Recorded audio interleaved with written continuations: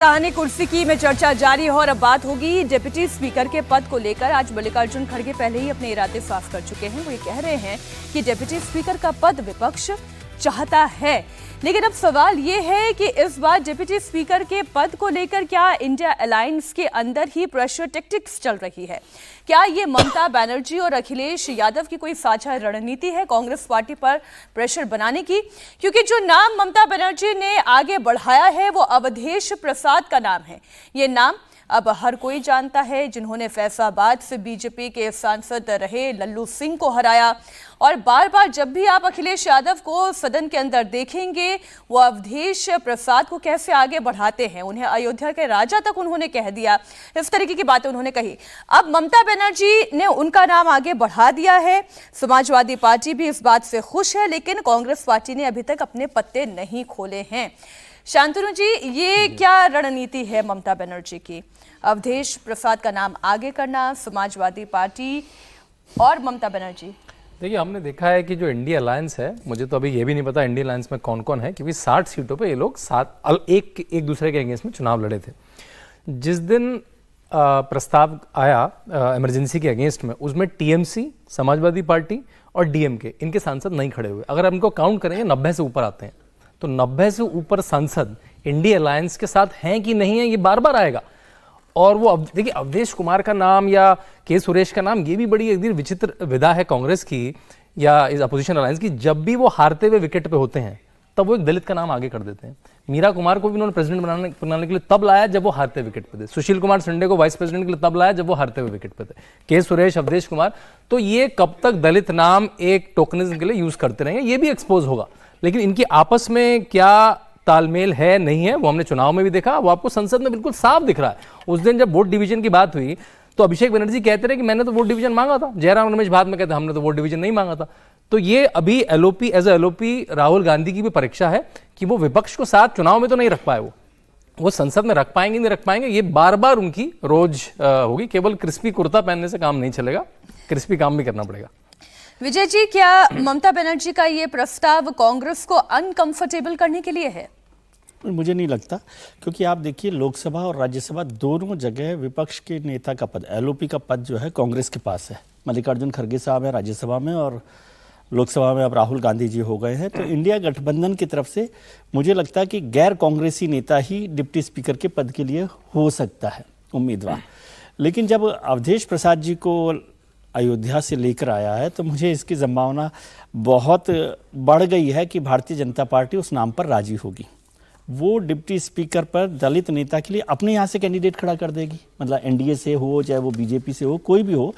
यदि अवधेश प्रसाद नहीं होते, तो मुझे लगता है कि भारतीय जनता पार्टी हो सकता है डिप्टी स्पीकर के पद पर किसी तरह से राजी हो जाए, किसी सहमति पर बन जाए। क्योंकि नाम को लेकर भी होता क्या सिस्टम में कि जब अपोजिशन की तरफ से ये तय हो जाए, सरकार की तरफ से कि अपोजिशन को देना है, तो वो उनके नाम को मानना पड़ता है उसको, सरकार को, कि भाई उनका नाम है, उसमें चॉइस नहीं चलती। लेकिन मुझे नहीं लगता कि बीजेपी अवधेश प्रसाद के नाम पर तैयार होगी। पहली बात, वो अयोध्या को रिप्रेजेंट कर रहे हैं, दूसरा बात, वो दलित हैं। तो भारतीय जनता पार्टी किसी भी तरह से ये नहीं चाहेगी कि एक दलित डिप्टी स्पीकर किसी दूसरे खेमे से बन जाए। यदि दलित बनाना है तो वो खुद अपने खेमे से बना लेगी। लेकिन उनकी स्ट्रेटेजी में ठीक है, और मुझे नहीं लगता कि कांग्रेस में या इंडिया गठबंधन में इसको लेकर कन्फ्रंटेशन होगा, क्योंकि दोनों बड़े पद एलओपी के कांग्रेस के पास है। तो जाहिर तौर पर कांग्रेस के अलावा ही किसी का डिप्टी स्पीकर होगा, यदि बनता है उनका तो। नहीं, लेकिन अभी तक कोई रिएक्शन भी तो नहीं आया कांग्रेस पार्टी के अंदर से। रिएक्शन की जरूरत नहीं है ना। रिएक्शन तो तब आता है कि भाई हाँ, हम तो इसके खिलाफ है। रिएक्शन किस बात का देंगे? मेरा ये कहना है कि अभी तो भाई चुनाव की डेट डिक्लेयर नहीं हुई ना, अभी तो कोई बात ही नहीं हो रही है। अभी डिप्टी स्पीकर के लिए तो भैया लोकसभा स्पीकर डिसाइड करेंगे चुनाव कब होना है। स्पीकर के लिए तो राष्ट्रपति डिसाइड करता है कि कब चुनाव होना है, लेकिन डिप्टी स्पीकर के लिए तो लोकसभा स्पीकर डिसाइड करते हैं कब चुनाव होना है। हो सकता है लोकसभा स्पीकर से चुनाव करवाई नहीं अभी तो बजट तक डिसाइड करेंगे चुनाव करवा के नहीं। लोकसभा का डिप्टी स्पीकर का किसी को पद देना है कि देना है, जब वो डिक्लेयर करेंगे तब चुनाव होंगे। फिर ये तय होगा कि भारतीय जनता पार्टी में चुनाव लड़ती है कि लड़ती है, या विपक्ष को देती है। हो सकता है स्पीकर में निर्णय नहीं ले, चुनाव ही नहीं करवाए स्पीकर डिप्टी स्पीकर का। 2 महीने निकल जाए, 4 महीने निकल जाए, 2019 में हुआ ना, 2019 में डेप्यूटी स्पीकर का पद पे चुनाव कोई हुआ नहीं, तो हो सकता है कि जो 2019 में प्रैक्टिस इस्तेमाल की गई थी वो 2024 में भी देखने को मिले कि डेप्यूटी स्पीकर का पद खाली रखा जाए, कि लोकसभा स्पीकर आप चुनाव करवाएंगे अगले सेशन में करवा देंगे, उसके बाद करवा देंगे। तो मुझे लगता है इसकी पूरी संभावना है कि फिलहाल कोई चुनाव होने नहीं वाला उसके लिए। नहीं, मुझे नहीं लगता कि 2019 जैसी स्थिति 2024 में रहेगी। डिप्टी स्पीकर तो बनेगा ही, लेकिन ये नहीं कि अभी अगले 15 दिन में या इस सेशन बजट सेशन तक भी मुझे नहीं लगता कि अभी बनने वाला है। मेरा सवाल जो मूल प्रश्न था हर्षवर्धन जी वो इस पर था कि क्या कैंप के अंदर भी कोई कैंप तैयार हो रहा है, क्या इंडिया अलायंस के अंदर भी कोई कैंप अलग अलग खड़े हो गए हैं, और कांग्रेस पार्टी को क्या कोई इशारा ममता बनर्जी और अखिलेश यादव देना चाहते हैं? देखिए, मुझे लगता है कि राजनीति में जो श्रेय लेने की लड़ाई होती है ये वही है, इसके अलावा कुछ नहीं है।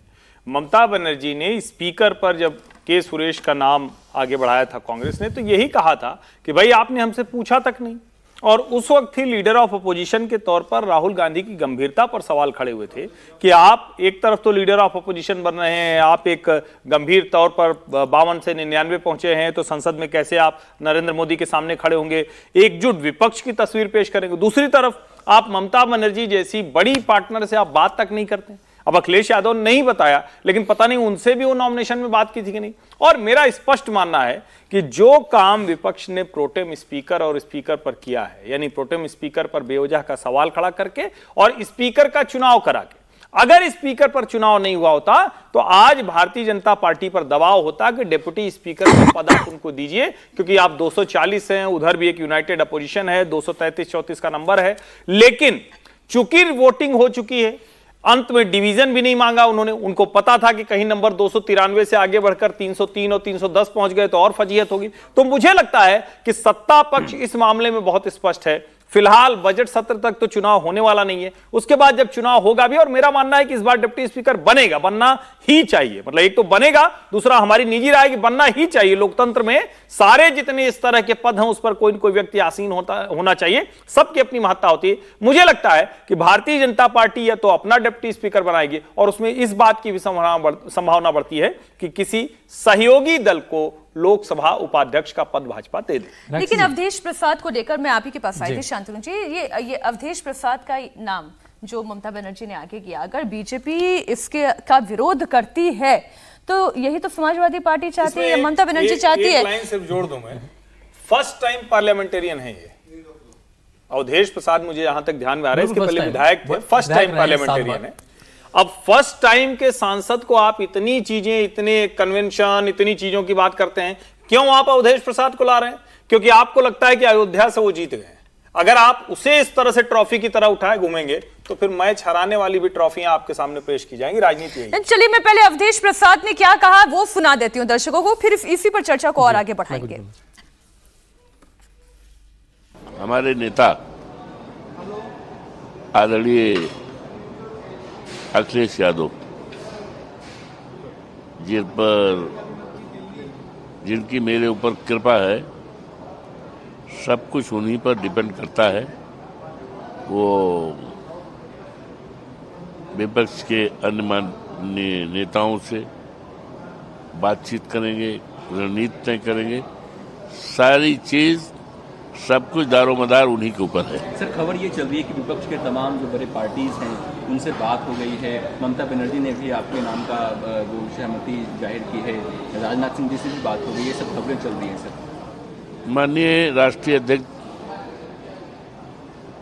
आदरणीय अखिलेश यादव जी के साथ जो खबरों के बारे में आप बता रहे हो, अन्य माननीय नेताओं के बारे में, सहमति के बारे में, चर्चा के बारे में, उन सबको मैं आभार प्रकट करता हूँ।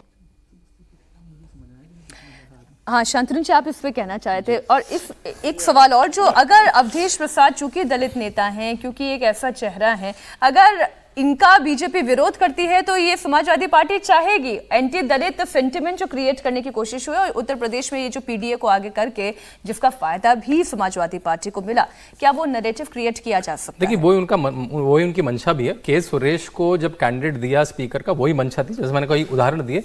लेकिन ऐसी सारी मंशा तभी की होती है जब आप लूजिंग विकेट पे होते हैं। बनाइए ना उनको राष्ट्रीय अध्यक्ष समाजवादी पार्टी का।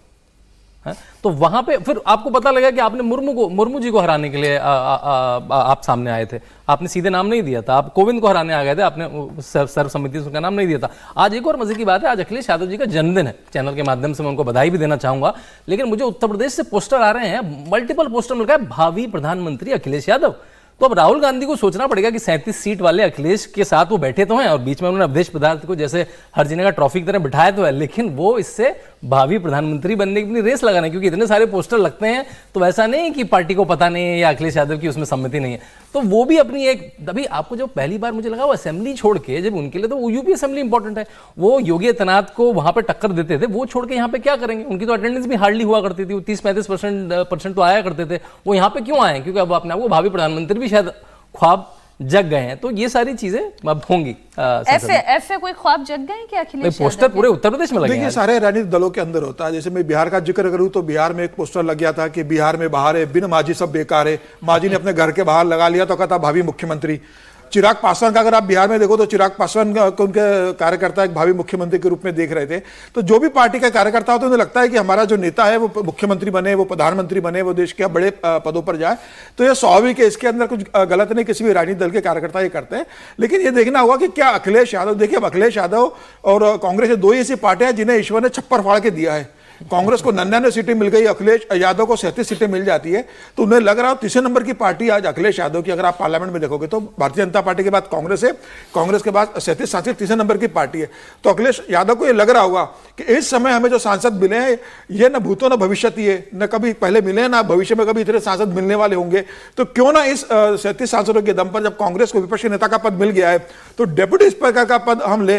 ममता बनर्जी से बात की होगी और ममता बनर्जी को लग रहा होगा कि कांग्रेस को सब मिल जाएगा, कांग्रेस मजबूत हो जाएगी, तो बंगाल में अगला नंबर तो कांग्रेस ममता बनर्जी से ही हिसाब किताब चुकता करेगी। वहां तो भारतीय जनता पार्टी से इतना ही नहीं, तो ममता बनर्जी को डर भारतीय जनता पार्टी के सामने बंगाल में कांग्रेस हमेशा से सरेंडर ही करती आई नहीं। लेकिन आज जिस तरीके से परिणाम आए, अब जिस हिसाब से परिणाम आए वहां पर देश के अंदर, ममता बनर्जी को इस बात का डर है कि कहीं ऐसा ना हो कि उनका जो मुस्लिम वोट बैंक है वो आने वाले समय में कांग्रेस के पास चला जाए। तो ममता बनर्जी को जितना भारतीय जनता पार्टी का डर है उससे ज्यादा कांग्रेस का डर है कि अगर कांग्रेस खड़ी हो जाती है पैरों पर तो मुझे भारतीय जनता पार्टी और कांग्रेस दोनों से लड़ना पड़ेगा। और उनके बीच चुनाव का गठबंधन हुआ भी नहीं था। तो मुझे लग रहा है कि अखिलेश यादव और ममता बनर्जी मिलकर कोशिश कर रहे होंगे कि हमें डिप्टी स्पीकर का पद मिले, लेकिन मुझे इसकी संभावना कम लगती है। देखिए, दोनों मिल भी जाएंगे तो ममता बनर्जी के 29 सांसद हैं, अखिलेश यादव के 37 सांसद है, कांग्रेस के अकेले के 99 सांसद है। तो अगर ऐसी स्थिति आती है तो मुझे लग रहा है कि कांग्रेस का पलड़ा बहुत भारी है।